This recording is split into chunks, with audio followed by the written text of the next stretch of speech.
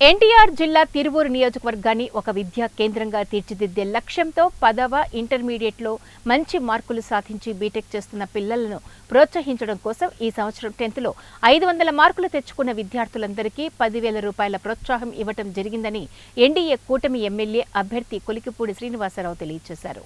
BTech చదివే పిల్లల కోసం 100 మందికి ల్యాప్టాప్లు అందజేసే కార్యక్రమంలో భాగంగా 5గురు బీటెక్ చదువుకునే విద్యార్థులకు 5 లెనోవో ల్యాప్టాప్లను కొలికిపూడి పంపిణీ చేశారు. 20 సంవత్సరాల క్రితం ఒక్కొక్క స్టూడెంట్కు 1000 రూపాయలు ఇచ్చి మొదలుపెట్టడం జరిగిందని ఈ సంవత్సరం 600 మందికి అందిస్తామని తెలిపారు. కార్యక్రమంలో టీడీపీ, జనసేన, బీజేపీ నాయకులు, కార్యకర్తలు పాల్గొన్నారు. అందరికీ నమస్కారం. తిరువూరు నియోజకవర్గాన్ని ఒక విద్యా కేంద్రంగా తీర్చిదిద్దే లక్ష్యంతో